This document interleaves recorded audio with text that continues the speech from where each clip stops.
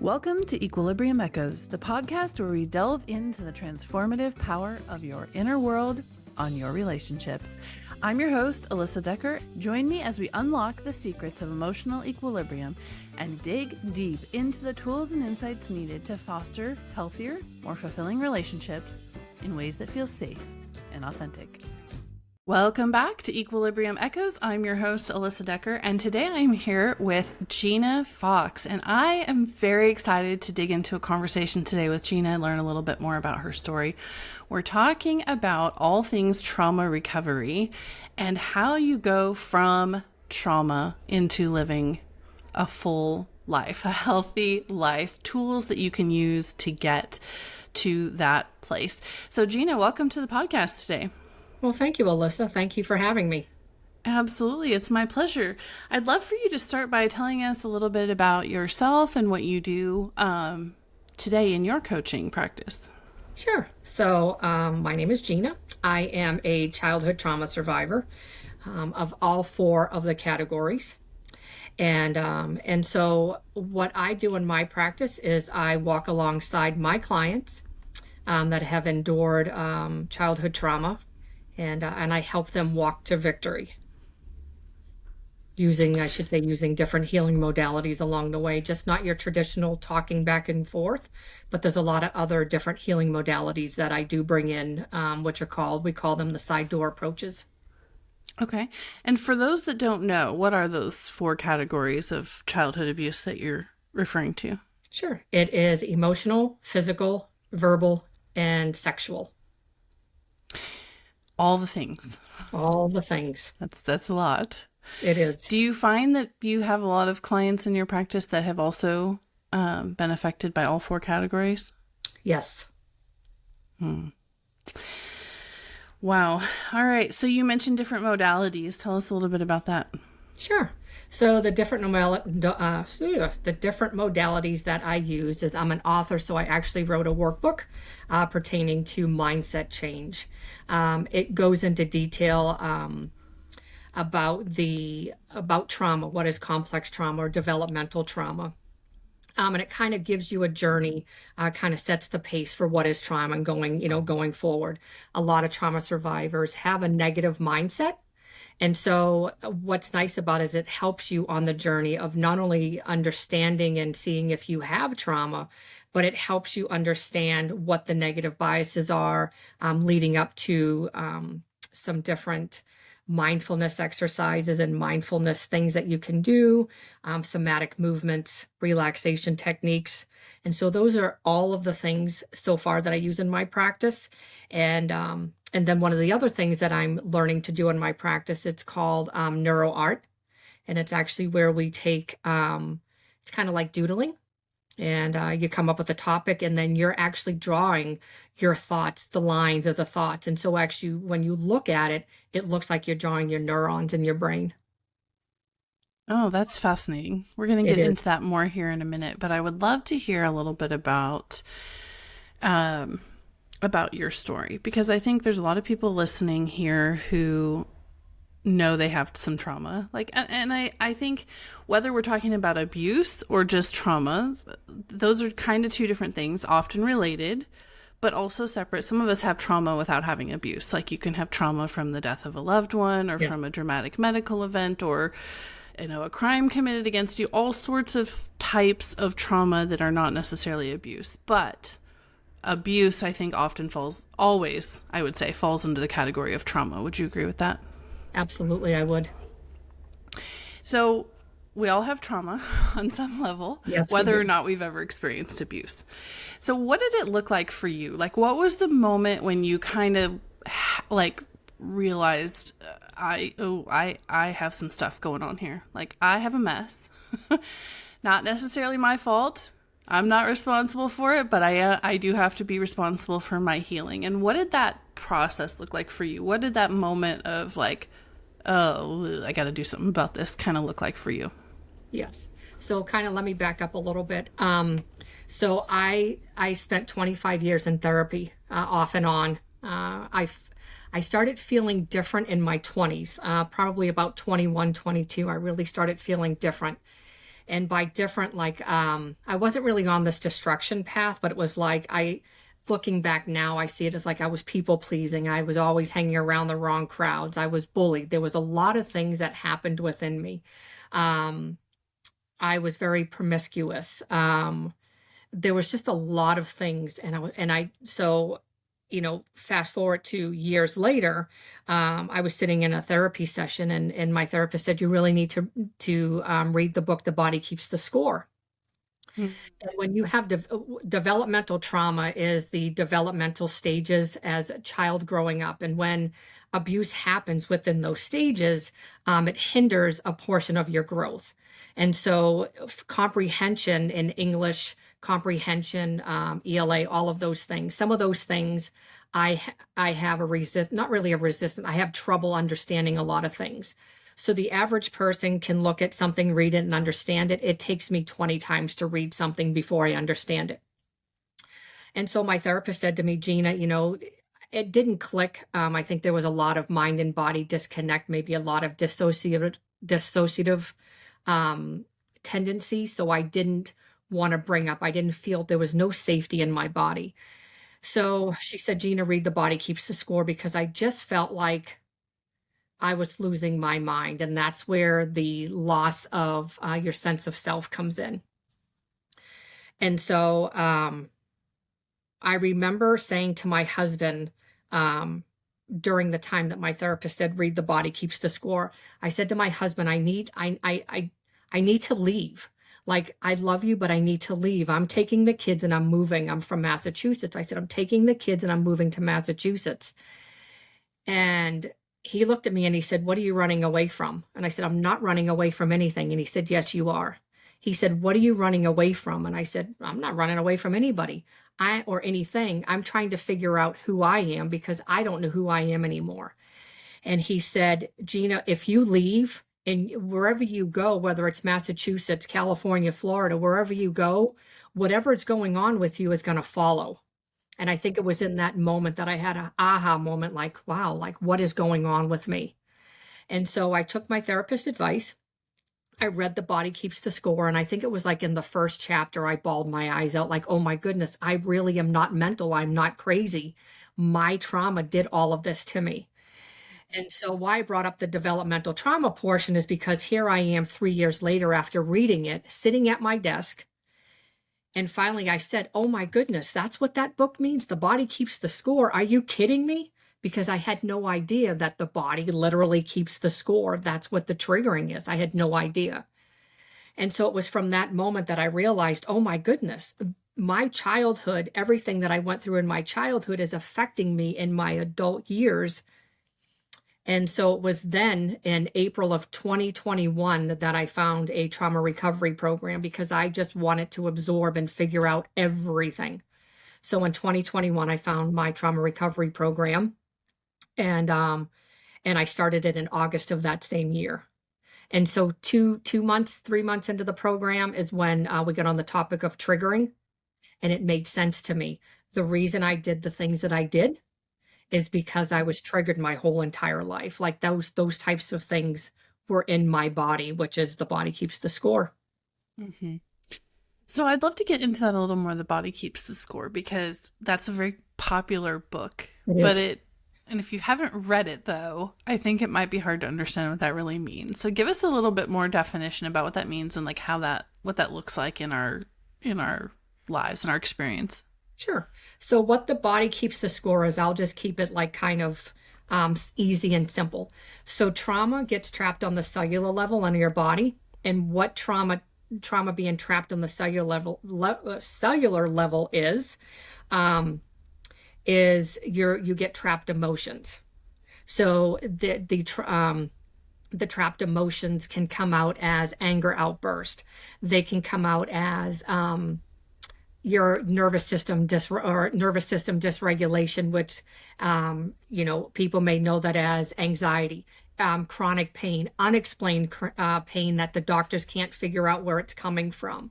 One thing that I've learned is a lot of sexual abuse survivors, their psoas muscle, which actually sits in their deep in their lower back.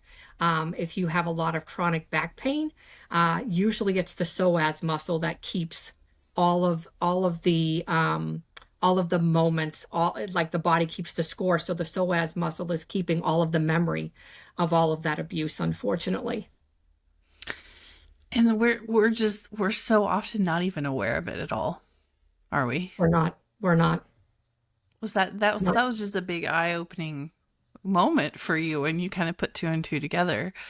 I mean, I could see how it would just be like, oh my goodness, like this explains so much. And it did. Yeah. So before we get into some of the different modalities of dealing with trauma, you said something else I would love for you to define a little bit. And that was when you were talking about you felt no safety in your body. And that really jumped out at me because I went years and years and years not feeling any safety in my body, but also not really having a clear picture of what that would look like when I did, because it had been so long. So kind of paint that picture for us. Like, what does that look like to feel safe in your body versus not?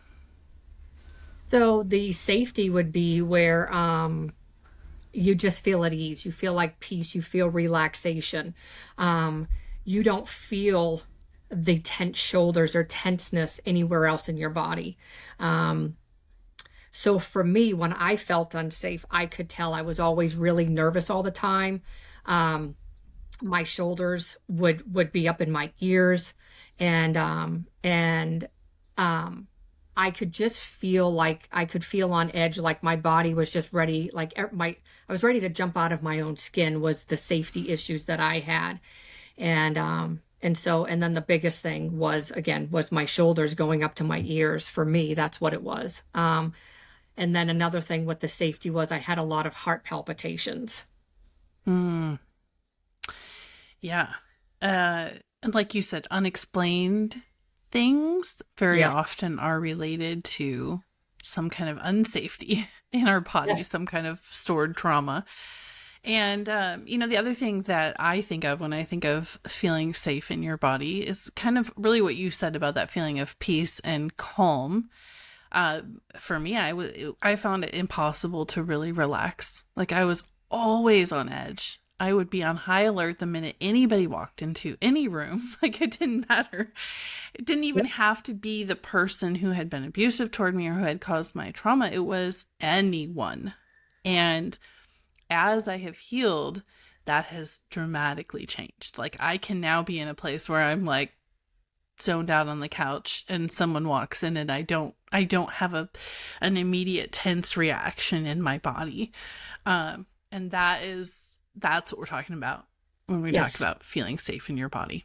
Yes. And it's getting to that point of what's causing the dysregulation, what's causing you to not feel safe. And usually, again, there's an underlining factor of why.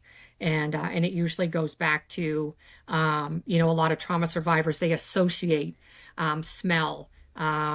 What do they taste? What do they see? What do they hear? So music, what are you seeing outside? And, so there's so many triggering things in the world that makes us feel unsafe. So for you, Alyssa, what you were able to do was take your dysregulation and what was going on and work through that and say, okay, I'm in a safe place right now, and and you were able to calm yourself down and be able to overcome that challenge. So that's kudos to you, because a lot of people can't do that. Well, it's not a quick thing. Usually, it's a whole process. Some things will happen very quickly. Like if you're in a place of physical unsafety, you get to a place of safety, things can change very quickly. Like I immediately started, when I left my ex-husband, I immediately started sleeping better. And I didn't even know that I had been sleeping so poorly before. And all of a sudden I'm getting 8 hours of really good sleep. And I'm like, whoa, like, oh, this is what this feels like. I had no idea. Yep. See, it's small things like that you don't. And then you look and you're like, wow. Yeah. Yeah, like we can get so used to dealing with what we've been dealing with that we don't even know what it looks like on the other side. Did you That's find right. that true for you? Yes, yes. And I do. There's things that I do, and I was like, man, one of the things that I don't like darkness because a lot of my trauma surround it's around darkness, and I notice when my husband is not home, I can't relax.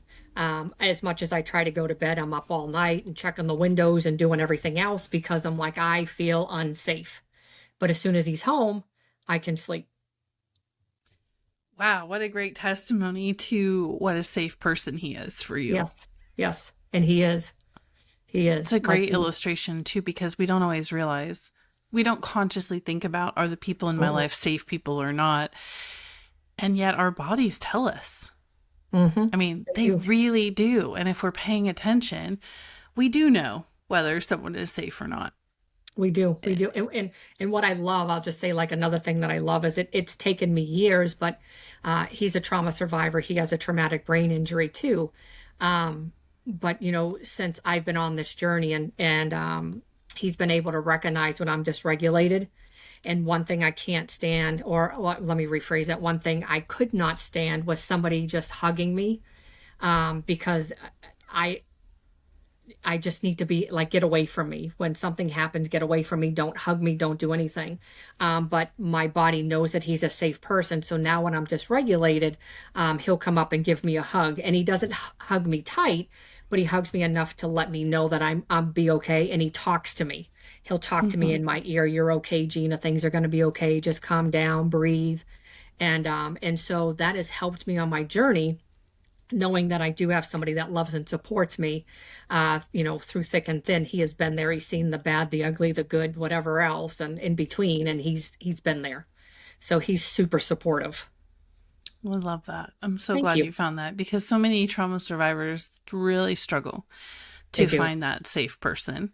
It's not always easy. And especially if you are still anywhere near those circumstances that cause the trauma, or the people that cause the trauma, can be very hard to find that safe space. Absolutely. So tell me, when you started down this healing journey, I mean, you talked earlier about a lot of different modalities. What was the first thing that you kind of started working on and dipping your toe into, so to speak? Sure. So the first thing that I got into was trauma recovery. That was in August of 21. That was a 6-month program. So I was finished with that in like January, February. I started realizing that, wow, there's some things that I need to work on. And so I did get my own coach and started working with my own coach and things like that. But the first thing that I really started working on in myself and my own recovery was the triggering. What was Mm, triggering me? Because I was a monster. I really was. I always paint myself this way. A lot of people, especially if they're Christians or even if you're not a Christian, you've probably seen the movie I Can Only Imagine. mm-hmm, And I tell people, because if you've seen the movie, that was me. The dad was me. Like, I wasn't mm, physically abusive to my children, but I was very verbally abusive to my kids and to my children. And so going back, I look at, man, like, what caused that? And it wasn't until I started working on the triggering and getting my feet in trauma recovery that I realized that the dishes and the laundry were the two biggest struggles. And so when the dishes at my house and the laundry wasn't done, or I didn't get any help in those areas, I would become a monster like the dad, and I can only imagine. And it was through the triggering that I started realizing that, wow, okay, this is where I have an issue. This is where I had explosive anger and stuff like that. So that was the first part of my healing that I get into, was the triggering portion of it. and so that a lot of that really does go back to identifying what it was, Yes. what is causing the trigger. I remember, for me, one of the things that was so, like, such a powerful moment for me was my ex-husband. One of the things that he would go off crazy town about was if a cabinet door was left open in the kitchen. I don't know where that came from, probably from somewhere in his childhood, doesn't matter. Like the point Right. was, if anyone in my house left a cabinet door open or a closet door open, there was going to be a big reaction. And so over the years, I got very conditioned to be almost panicky about whether the doors were open or closed. And I remember one time he walked in the kitchen and I was cooking and I was literally using the contents of the cabinet. And still there was a big reaction about the cabinet being open. And it sounds so silly on the one hand if you've never experienced something like that, because you're like, the point of having kitchen cabinets is to use the things inside of them, right? It's Right. of course the Yep. cabinet doors are going to be open, but it was a thing. And when you're experiencing this kind of trauma, like it builds these triggers in you that are really hard to explain if you've not experienced it. But I remember one day I was standing in my mom's kitchen, 1,000 miles away from my house, and she left one of the cabinet doors open in her kitchen. And I about lost it because I'm sitting there at her table and I can't pull my eyes away from this cabinet door that's open, and every cell in my body wanted to go close that cabinet door, even though my ex-husband was in a completely different state. What my body was screaming at me was, it is not safe to have a cabinet door open. Right. Go close that cabinet door right now. Yes, yeah, and that's what I was going to say. It goes back to safety. You did not feel safe because you knew the repercussions. Right. So healing triggers, very often, like you said, it comes down to identifying, like, where is this coming from? Like, you have to start with, what is my body telling me? What am I feeling in my body? What is it telling me? What is the past event that's causing this feeling in my body? And when you start unpacking that, that can be terrifying, can't it? It can be. Yeah. And then I finally made the distinct correlation Yes. between the triggering, what was triggering me and what was causing all of this stuff. So once I started being able to identify, I honestly was able to start healing on a deeper level because I was more aware. That's how you build mindfulness, is being aware of what's happening in your body when you are triggered. That's Right. exactly what it is. Yes. So to be clear, we're not saying you heal your trigger by identifying it and then choosing a different action. No, like in my no, case, I absolutely not. couldn't just leave the cabinet doors open to heal my trigger. Like it took going back to the root cause and identifying why I felt that way, why my body was reacting with that way, and dealing with that. Like I probably could have gone 10 years of just randomly leaving cabinet doors open to try to heal my trigger, and it wouldn't have worked. Nope. Because that's not the information that my body was storing, right? It was That's storing right. this feeling of unsafety that was connected to an open cabinet door. Yes, you are correct. You are correct. So You have to get to the root cause. Yes. So what did it look like for you when you started dealing with that? Like when you start healing triggers, it's not an overnight process, right? So how did you start getting to a place where you thought, okay, I'm making some progress here? Like what were some of the signs that you were like, okay, like some of the work I'm doing is starting to get me somewhere? So I have to smile for this one because this is a huge victory for me. I went from my son. He's 19. I have 5 kids, but I went from my 19-year-old telling me that he hated me because I was a monster, to telling me when I started working on my recovery and I got to figure out what these triggers were and identifying them and really working to overcome those challenges, to him saying, "Mom, I am so proud of you. I see a huge change in you. And I love the new person that you're becoming." And so not only him, but now all of my kids have seen the change in me. And they're like, of course they don't want to hurt my feelings, but they're like, "Mom, like you really weren't the nicest person." I was like, "Yeah, I admit it. Like looking back, you're right. I probably was not the nicest person." I admit that. And I think the first thing to recovery is admitting you're wrong, or, they know it wasn't my fault. And then, but not placing the blame on anybody, but saying, I understand why it happened, or, where it stemmed from. But looking and saying, okay, I've had so much growth. Look where I am today. I'm to the point that my kids are like, all of them now are like, "We are so proud of you. You're not the same person that you were." And so I tell them I'm not the same person I was 5 minutes ago, and I'm Yeah. not. And it was through this healing and through identification of what these triggering events were and the challenges that came along with them, to be able to sit in the midst of my storm and sit with the feelings of dysregulation, of the feelings of the thoughts and whatever else is going on in my mind, and sitting with that and going, okay, how can I feel safe? And how can I know that I'm safe? And that's what and so again, that's what I not only work on myself, but that's what I teach my clients as well. Oh, that's so tough, because that feels like walking right into a big giant storm. And so often what feels safe initially is to continue doing what we've been doing. Mm-hmm. Right? Because so often the behaviors that we have, like the habits and the triggers and all of that is really designed to keep us safe, right? That's our body and our nervous system working to keep us safe. Right. And so to start sitting with that and changing those patterns of behavior is really hard, because it feels like the opposite of safety, doesn't it? Initially.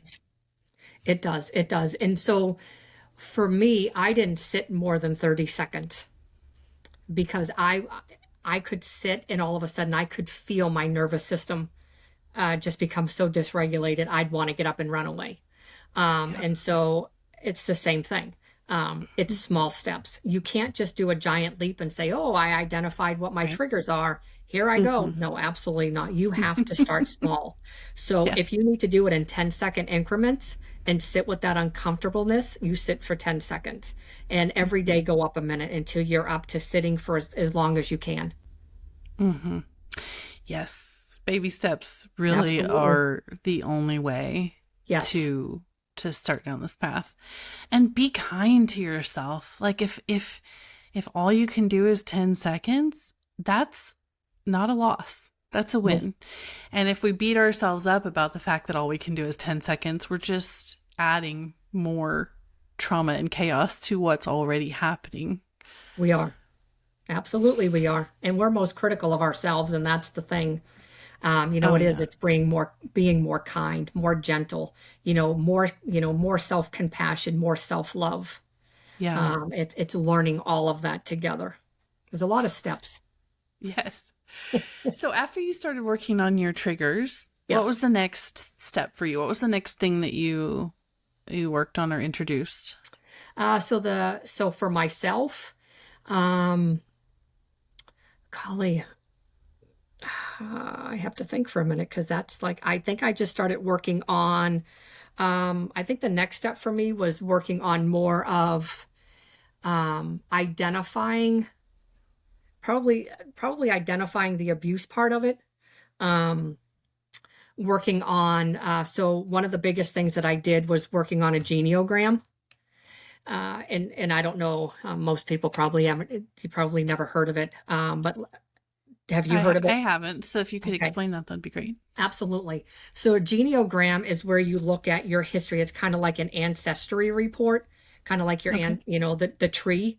And so what you're doing is you can go back as far as grandparents, great grandparents, if you have that history. So what you would do is you would go down your ancestor tree and you would go from just say grandparents, parents, siblings, and then you. And instead of it being a family tree, you are actually writing down all of the abuse and neglect, or was there alcohol abuse? Was there, drug abuse? And so what you're trying to do is you're looking at the intergenerational trauma is what this is called. This is how you look at how intergenerational trauma comes into a family. And so I sat and I did mine. And so I called my mom and dad, and I knew, like my grandparents weren't the greatest. And so I called my mom and dad and just kind of asked some questions and stuff like that too. And it was through that I was able to identify that what I had, have gone through was intergenerational trauma. It started with probably my great grandparents, went down to my grandparents, into, my aunts and uncles, my mom and dad, and then unfortunately came on to us children. Well, then it goes as far as, okay, your children, how are they affected? And it was then that I realized that, I could place the blame on my parents, for the abuse and neglect that I endured. But what I did is, and this was just something that recently, again, that I was able to identify, because that's just my developmental brain, that my mom and dad had endured horrific things in their childhood as well.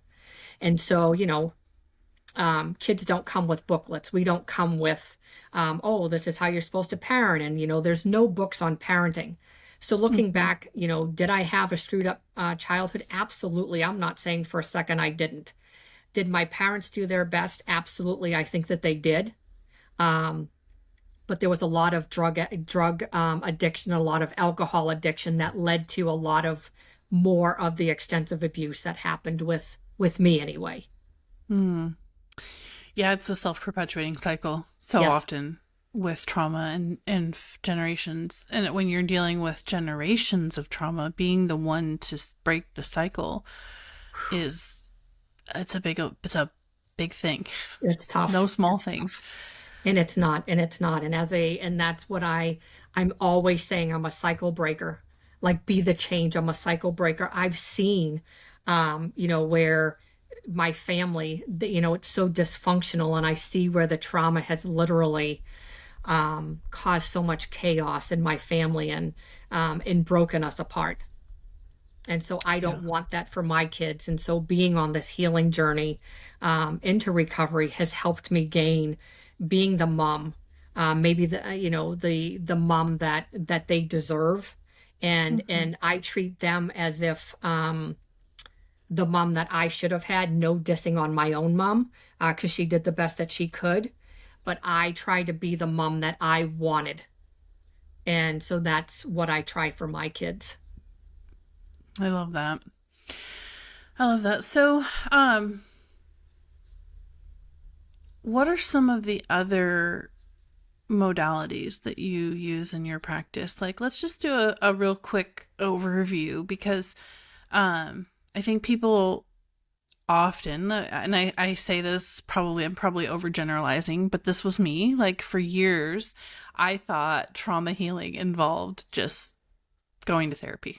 Right. Mm-hmm. Like, I didn't really even realize that there were all of these other things out there that can be so helpful. So give us a couple of maybe a couple of your favorite modalities, or the ones you find really helpful for your clients, and what they are, how they work. Sure. So my two favorite ones that I use is called the trauma-informed movement, acronym TIM, and then PMR is progressive muscle relaxation. So what trauma-informed movement is, it's a 3-part movement. And a lot of trauma survivors, their prefrontal cortex is offline, and that's where your logical thinking, your executive functioning, it has a lot of different aspects to it. Trauma survivors, so when you are in survival mode, your prefrontal cortex, or you're triggered, when you're in survival mode or you're triggered, your prefrontal cortex does not work the way it's supposed to. That's why a lot of people will spew at the mouth and they'll say things da-da-da-da-da. So what trauma-informed movement does, it's a 3-part, and it actually works your heart, your lungs, and it's a movement of doing something that you normally wouldn't do. So it gets your brain functioning, moving for brain growth and development. Okay. And so it could be, moving your hands back and forth, but your feet are in the opposite, if that makes sense. It's doing 3-part movements, because what you're trying to do is, trauma survivors a lot of times hold their breath, and which is not good either. So what it does is it gets you to start breathing deeper into your lungs. And then, of course, it starts getting your heart rate to, pumping a little bit more too, as you're being more mindful of what you're doing. That one I absolutely love, because that's about, I love working on the brain and the mind. And so that one I absolutely love, because that's what it does. It helps get the prefrontal cortex back engaged.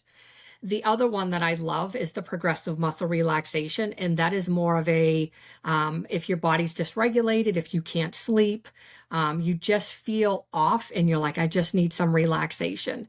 And so what you do is you start at your feet, at your toes, and you crunch them or squeeze them, whatever you need to do, as tight as you can, and you count to 10.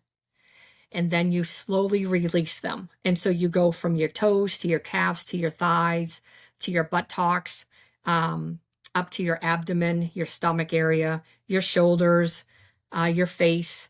And so you do a whole body relaxation technique. And so what that's doing is with the tense, when you're tensing, when you release, the goal is to release whatever you have. So it will start releasing some of that trapped trauma in your body. And those are the two that I really love, and two of the ones that I really love using in my practice as well.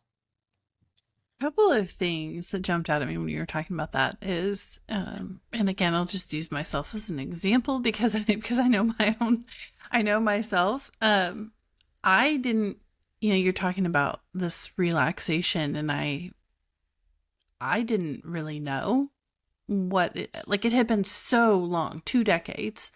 I didn't even know what was tense, what was relaxed. I was so disconnected from my body. One of the things that actually has helped me a lot, similar to what you're talking about, is going and getting a massage. And my massage therapist will tell me, "Oh, you're really tight right here." And I'm like, "I am?" Yep. I had no idea. But it took, after the first couple of massages, I was like, oh, so this is what it feels like to be relaxed. Like, I was so disconnected, I didn't even know.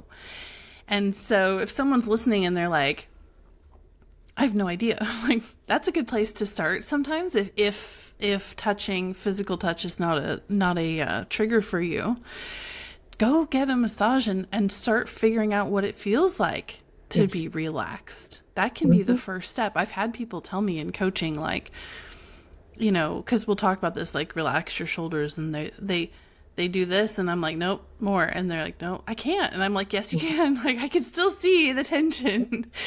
But we don't know, because we get so used to this state of anxiety and tenseness. We don't even know sometimes, right? We don't. And I like that you brought that up, because for me, usually, like, my shoulders they can't see, but my shoulders would have been up in my ears. And and there's times I'm sitting here, and this little voice will say to me, "Gina, relax your shoulders. You're tense, relax." And so that's building awareness. And that's what I love. And for people that don't like touch, what I do want to offer you is that there are massage therapists that will offer relaxation massages where it's just a relaxation massage, or go get a pedicure, where they'll just massage your feet and start getting, slowly getting used to somebody touching you. I know trauma survivors that they, some of them don't like touch. Some of them don't like when you touch their shoulders around their neck area. It becomes a safety issue for them. So starting off slow. I used to do massages. I stopped when I got into coaching. And so it was interesting because a lot of my clients were all trauma survivors. And so I did it because I did the relaxation part of it and was able to help them identify and say, hey, you know what, like, you're super tense here. Like, these are things that you can do. And so I like that you said that, Alyssa, that massage is really good to identify where you are feeling tense. One other thing I do want to add is when I had said, trauma survivors, they hold their breath. Well, you can always tell when somebody's dysregulated, especially, if you're trying to figure out if you're dysregulated yourself, and or, am I holding my breath? Because that's a huge thing. If you get a voice in your head that says breathe, chances are you're holding your breath.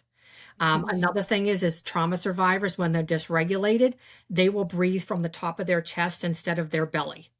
So they'll just start breathing on the top, and that's how you'll know that they're dysregulated as well.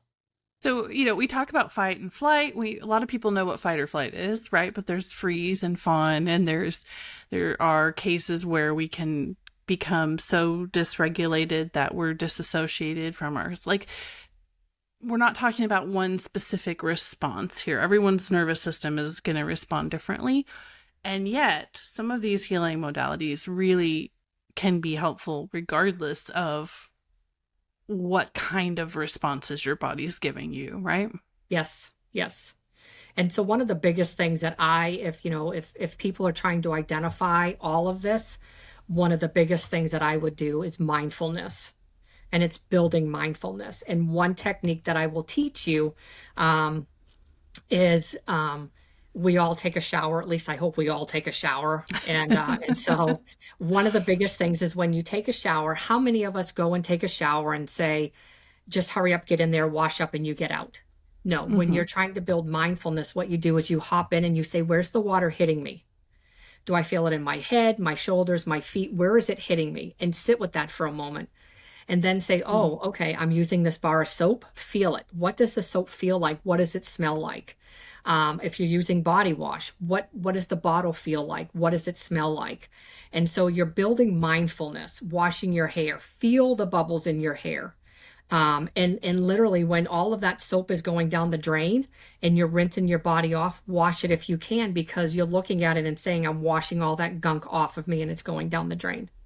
And so the Mm-hmm. more you do that and the more you're aware, the more you're going to build more mindfulness around identifying what's going on within your body. I love that. I've never thought about using the shower, but that's great because that's a moment when we kind of are paused somewhat. Yes. Like there aren't 10 other things going on all at the same time. It's a moment when we're not trying to multitask, usually, hopefully. Yes. Um, and so that's a good time to really start practicing Yes. that mindfulness. It is. Love It that. is. Thank you. So tell us a little bit about your coaching practice and how people can connect with you and what other things you have going on. I know Sure. that we have a summit coming up that we're both involved in. So tell us a little bit about that. Sure. So I work with male and female. I changed my business name so I can start working with male and female trauma survivors. And so I do the traditional talking, but I bring in a lot of different healing modalities, as I said in the beginning, to help us on this healing journey. And so my website is transformativeheal.com. And so I have a lot of different things on my website. A new thing that I'm starting to do is called neuro art. And that's where, again, where we get into doodling, per se, is what it is. But we take a topic, whether you want to heal, just say from abuse. And so we use an algorithm and we actually draw it out. And so what it does is it gives you more resources and more topics and opens up the avenue of healing. And so, you can get rid of the dysregulation. I'm not going to say get rid of, but in the drawing, when you're drawing it in the moment, you can free yourself from the dysregulation at that moment or the sadness, whatever you're feeling. And it's been a wonderful modality for me. So, I mean, so much that I'm going on to become a specialist in doing it. So I really believe in it. Even if I do have a little bit of mind and body disconnect, I can see in my drawings where I'm becoming angry or there's conflicts that I still need to work on. And so I'm able to identify those things through my drawing. And so that's what I'm doing in my practice. Alyssa and I, we are speakers at I'm the founder. Although there's a bunch of us together, I don't really just want to say I'm the founder, but there's a bunch of us together.